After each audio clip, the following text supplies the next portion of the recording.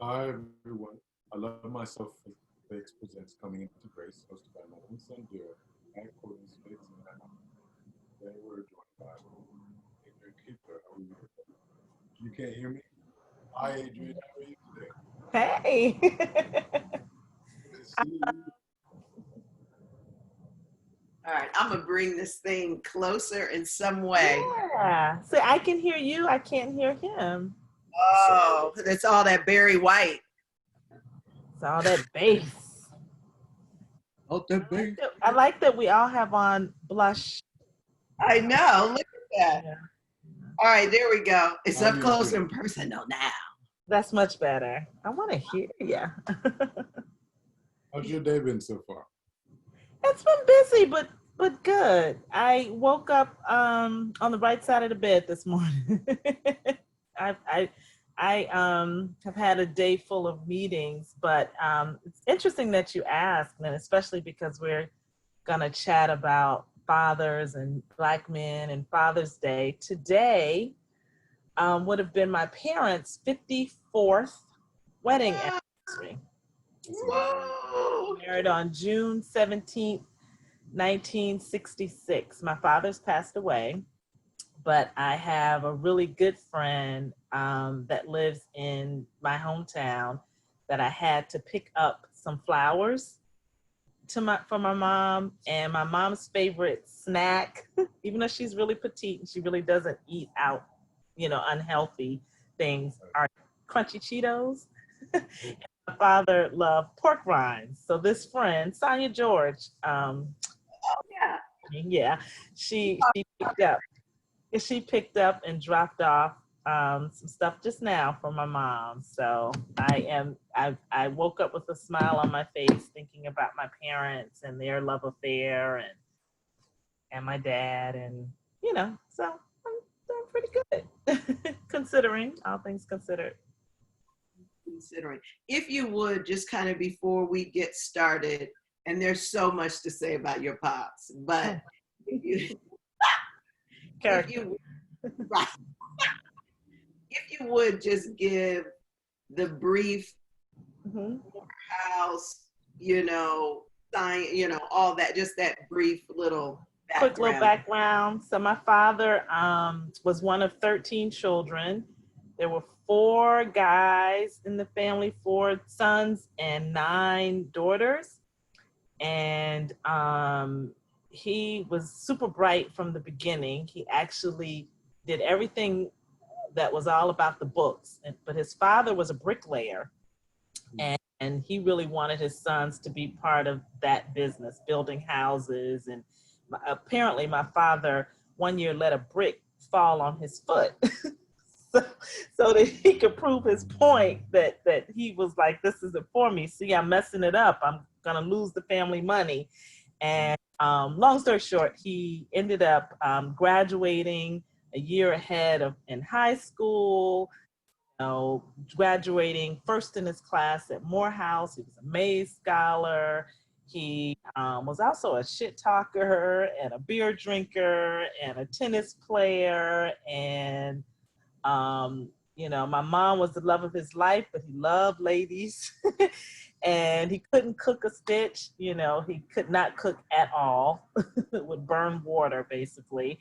And was just an all around, he was just a good guy and very, very affectionate, interestingly. He would come in from playing tennis, sweaty, yucky, and that's when he just want to, grab you up and kiss all over your face and all of that. So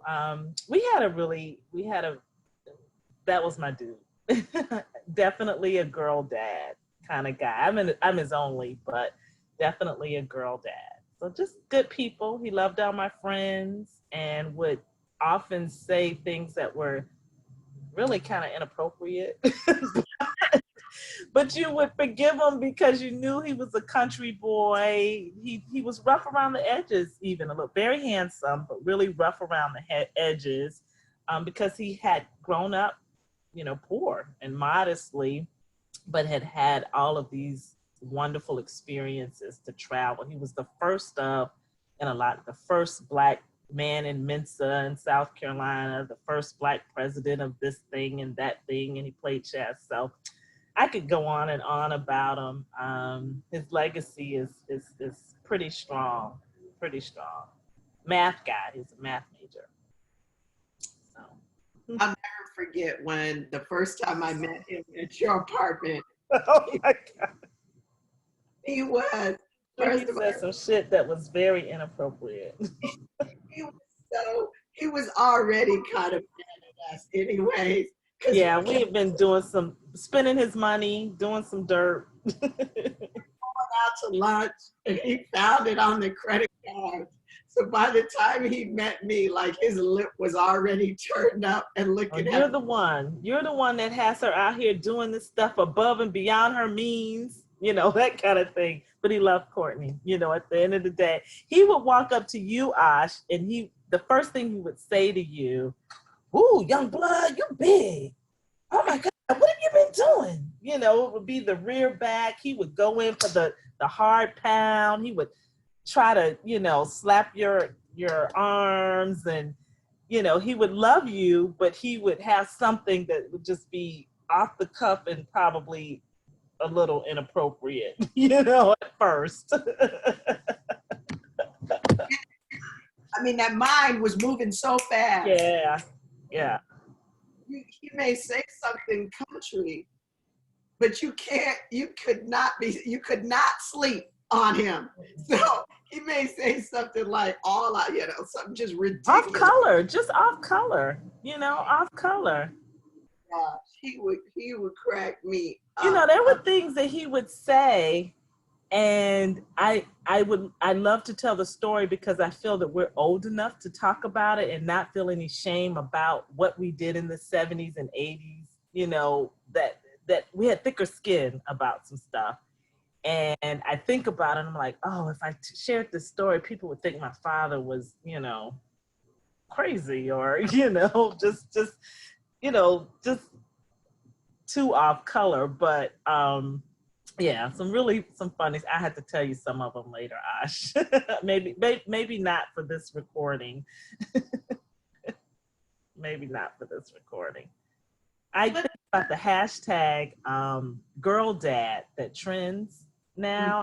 No, and I think of like your father and my father, Courtney. They are absolutely the reason why there's that kind of hashtag, that precursor. Even Damien, my partner, Marley's dad, that is exactly why we have that hashtag. Yeah, exactly why. And with that, when you see that hashtag, how does it make you feel? Oh, warm and fuzzy, just like seeing the kitty cat.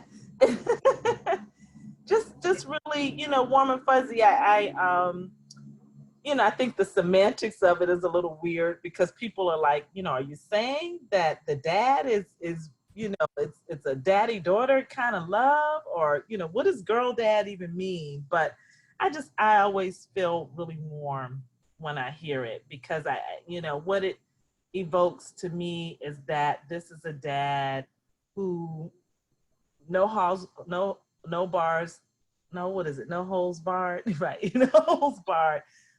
What I got.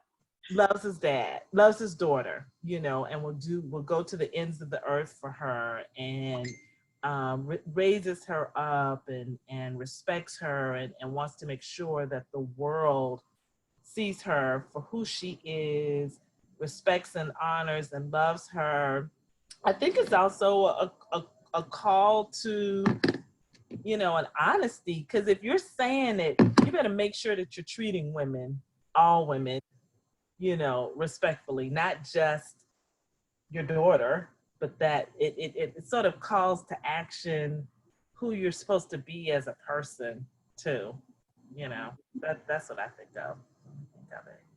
When I thought about this interview process for this podcast, and me, and Ash and I brought it to Ash, and he's, and he agreed.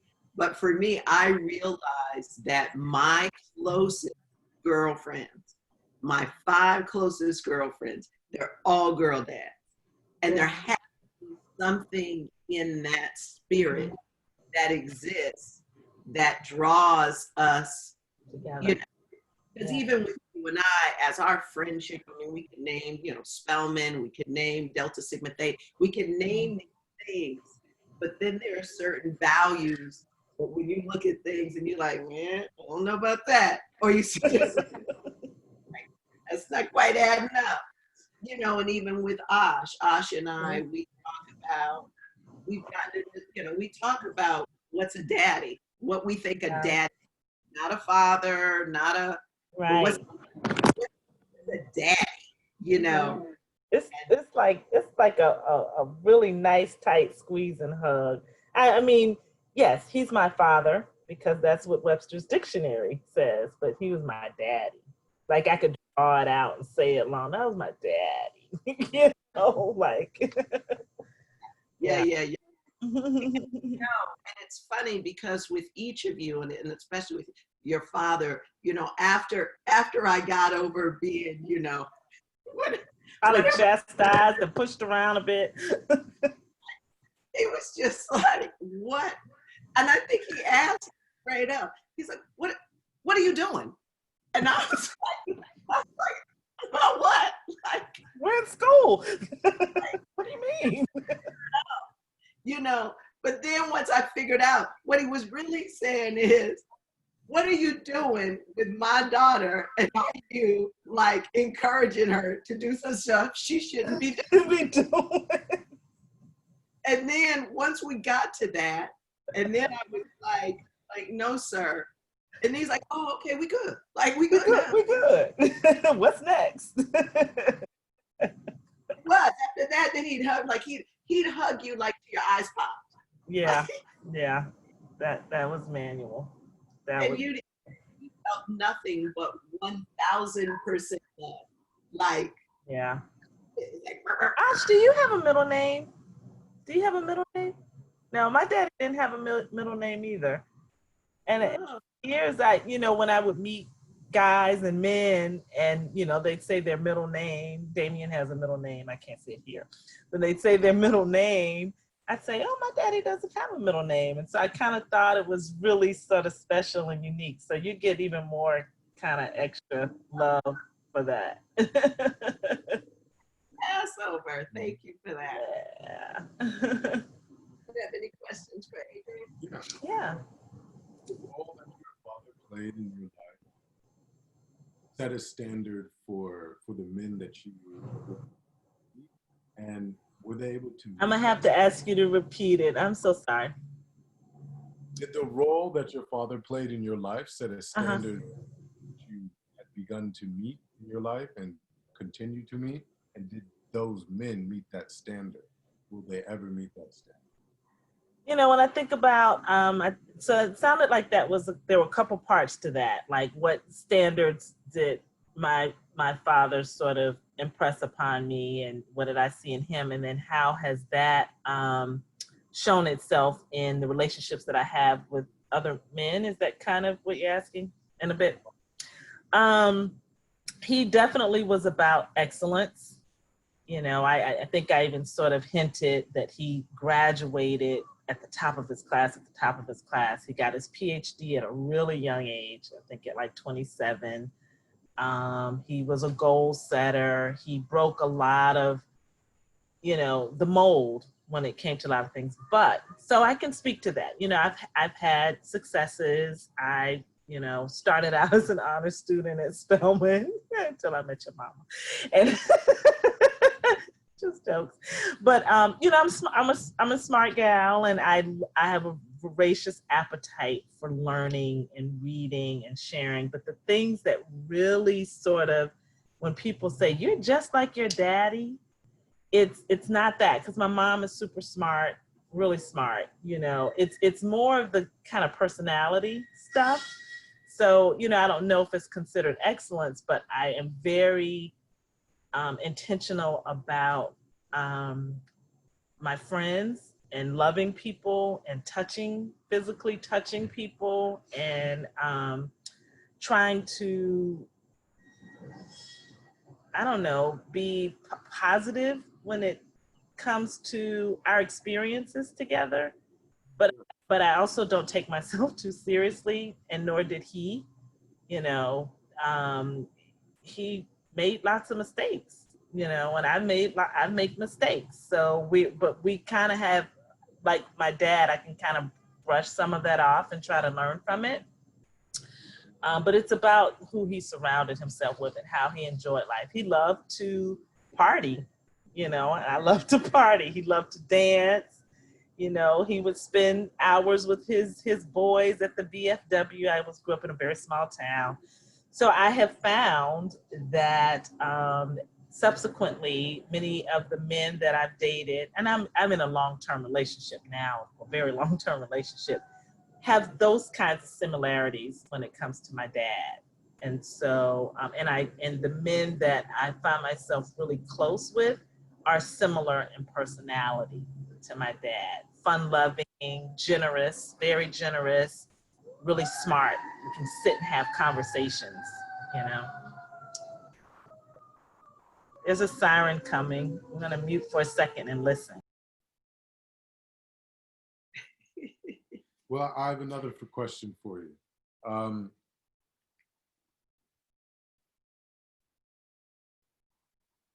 She looks so pretty. Okay, it's mostly gone by. I live near a firehouse. How did your father impress upon you, or did your father impress upon you, the importance of your beauty and the importance of how did you make sure to let you know that there's if he did. He loved Black women. He loved women. He loved his wife and his daughter, and I think, you know, his level of being affectionate showed, you know, I think that really matters for men, for fathers and sons to their mothers, just like your relationship with your mom, and dads to their daughters, and to just reinforce our beauty inside and out. You know, he would tell me that he appreciated that I was a smart little girl, you know, just as much as he would, you know, tell me that he thought I looked pretty, you know, if I came down the steps in a certain dress, or, you know, he'd make a comment. So I don't think that there definitely wasn't a shortage of that. I'm actually kind of racking my brain to see if there was anything that I felt that he did that was sort of out of the ordinary. It was such a fabric of our lives. Our family was also pretty free, and we're the same way here. We have a similar construct. I have one daughter, and so it's just three of us, but we walk around kind of with anything on, you know. So I think that, you know, in an appropriate way, if you understand what I mean. But I think that kind of reinforces it. You know, he walked around in his t-shirt and shorts, and, you know, he'd slap my mom on the behind, or, you know, or whatever. You may have to edit this, huh? He had those beautiful legs. Yeah, my father played tennis a couple times a day, so I can appreciate that. I thought, you know, that my father was really handsome, and, you know, and he would say to me, "That Courtney is a pretty girl," you know, but he knew, you know, one time we went out to dinner and it was just us, and we would do a lot of sort of daddy-daughter kind of stuff. And I was older, so I absolutely could have looked like the younger girlfriend, but I was, you know, so I was a young adult. And the waitress came over to the table and she said something like, "Oh, you're so pretty," or something. And then I think my father realized, this chick might think this is my girlfriend. I ain't going out like that, you know. So he went out of his way to tell this waitress, "That's my daughter. That's my daughter. You know, I'm not out here like that." You know, mind you, you know, he may have been 50. I have no clue, you know, but it was just classic him. The joke with the love, with us having time together, just us, because my mom was probably at home, working on a project or doing whatever, but it was our time together. So yeah, all the time. Yeah. I just keep staring. The wind is coming in and it's blowing your hair. Oh, and then the flutter of my sleeves. I can't even. I'm supposed to be interviewing. I'm not. I'm just watching you.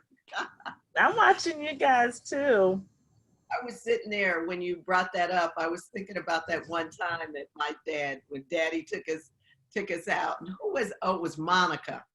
And then, Yes. and so I don't know what the event was, but Daddy took myself, Adrian, and Monica somewhere.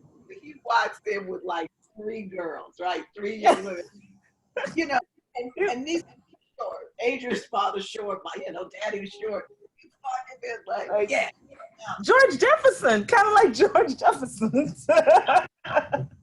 Looking good. Like, look at him. Like, yeah.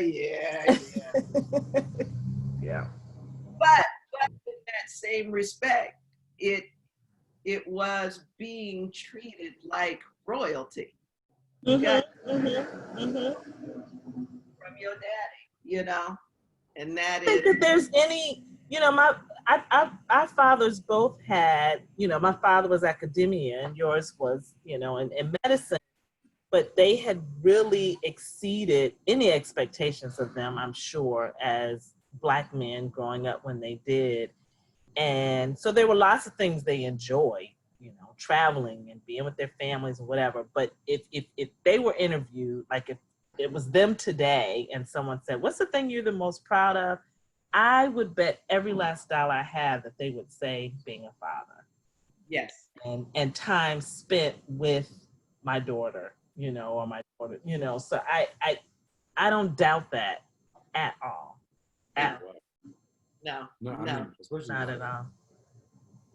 It was funny one time in that. One time, Shemayim, my daughter. So Shemayim was probably like 2 or 3, and she was acting up, and so a little bit. and that's when Daddy was a little sick, so we were living with him. I remember, for me, the most important thing I wanted was, and this, was that they got to feel that same light I got to feel. So they were both there, and and he would spend time with them every night. And I can imagine it. I can so see it. And so, but Shemayim, and I never got in the way of that. Sometimes you see jealousy happen, but I just walked away, and he wouldn't listen. Anything I asked him to do, kids would come back, coming out of I was like, no. They got popcorn down their pants. It was, just all bad. Yeah. But I remember this one time that Shemayim was doing whatever, and Daddy got mad at her. Like, you don't do that. And she was maybe a foot tall. You know how strong she was. And then she did something to me. And then next thing you knew, out of nowhere, Daddy comes around and he looks at her and goes, that's my girl. And I'm like, huh? And then he's like, that's my girl. She came first. Let's be clear. I know I'm princessing you. but understand, the first princess was her. And then, and he looked over at Mom, that's the queen. That's the, and then watching her face register that in a certain way, and then she walked away. And it was, wow, however tired that is. It was needed. Understand hierarchy. And he probably, he was smart enough to know you needed a little bit of that loving too. Right. Exactly. That was, let me hit you with the hug on the side. And and my father was a reactionary disciplinarian. He punished me. He cursed me out. He spanked me, until I think at a certain point, my mom was like, she's really not a bad little girl. She needed that spanking, but you spanked her a little too hard. So no more, you can't spank her anymore, that kind of, I don't want to suggest that I was completely spoiled by him or had him so wrapped around my fingers, but we were peas in a pod, definitely, Oh, I have to say that, we get compliments, and we're both very fortunate with the parents that, that was the gift of all time, the parents we've been given, and the gift that they met each other, which means the world to me, but at times I think about how when I go back home and, and you hear people say, well, you've got the beauty of your mom and you've got, and you hear these things, but then there's something in that same respect where I hear that somebody's like, that's Don. Look at Don. Right. Somebody was saying, they're like, oh, I miss Don. And some other guy comes around the corner and goes, I don't know why, because Don's right there. She right there. like, do you have, what kind of, Ash, you have memories, right, of him? Do you have, yeah, I'm just trying to remember. Yeah, Marley never got to know my dad. He met her as a baby, but he died shortly after she was born. So she doesn't have any of those memories. So hold them dear for sure. And, the best that you saw in him, make sure you model that. One of my top, if not first, role models. So. Yeah.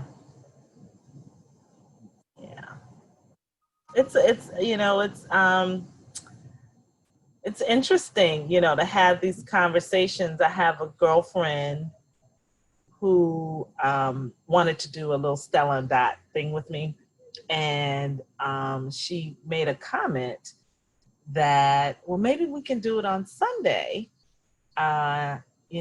because, and she lives in Chicago, and she said, because a lot of my girlfriends, their fathers have passed away, or, they don't have children or something. So it's really kind of interesting that she said that would be the perfect day to do it. And so I was a bit on the fence about it, but I got her sentiment, but I found it, sort of interesting how Father's Day has sort of measures in a different way than the celebration around Mother's Day.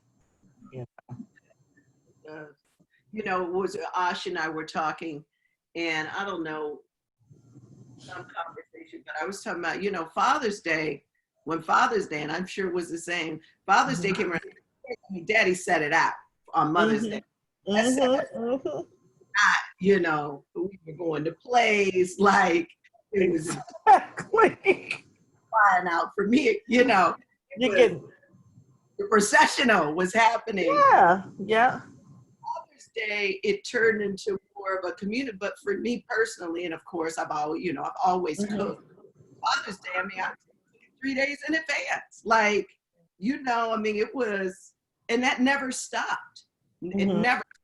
So it was either on his birthday or Father's Day, it was, you would hint, it's like, what would you like, Yeah.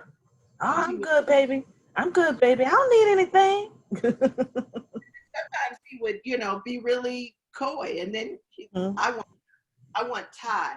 Like, he could just throw something out of the sky because he could, and then it was. He's like, you buying it with my money anyway. Time's over. Oh yeah, you did all that over in France. All right, let's see. Right. Make pineapples fly, and but it was a serious day. It was not. Yeah. Not a day to go do anything else. So. Yeah, Damien, he has his things that he likes to do, his routine. So he actually wants us around, and we'll do something together, but he wants it the way he wants it. So, you know, he don't want me cooking if it's gonna be a bad meal. You know, you know, like he's just like, I'd rather cook it myself. You know, or you know, so he doesn't, you know, want the throwaway gift, but he appreciates whatever. So it'll be interesting to celebrate it in this stay-at-home season. Yeah, I think it certainly would. You know, I To mean, see what there's people all do.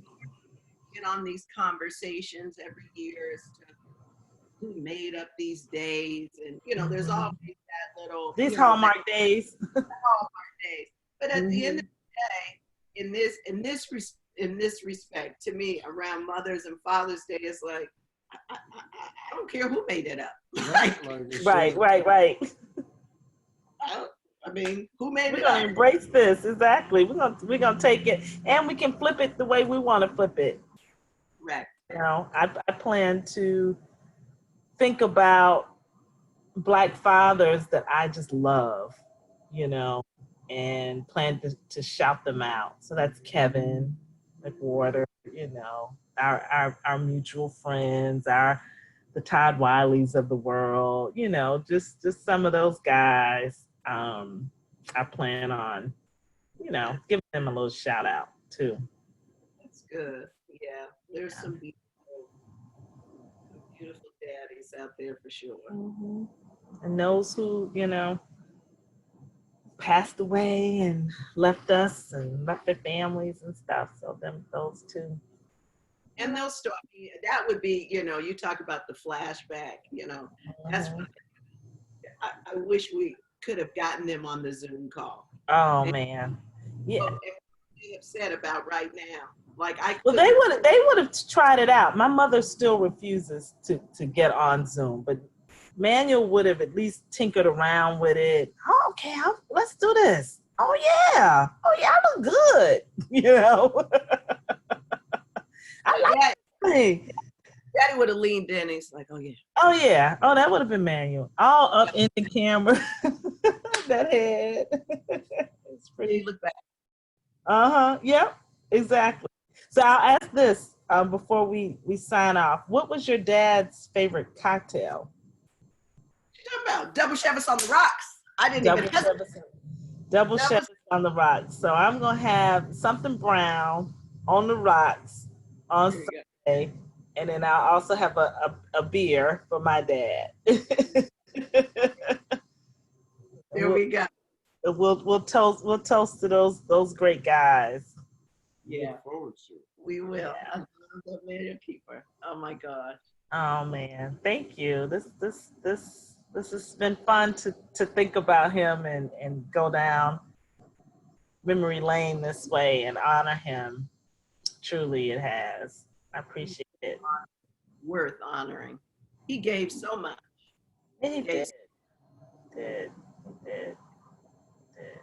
Thank you. All right. I love you. Thank you for taking Love time. you guys. So good to see you in the middle, you know, to see you through all of this. It really is. Thank you everyone for watching. This is part of our Father's Day series for Coming into Grace, presented by I Love Myself Fix. Adriane, you're supposed to look in that camera and say, I love myself. I love myself. You too. And I say, love you too. I love my daddy. I love my daddy. Oh, look at it, right? All right. We love you. Bye. Love you. Bye.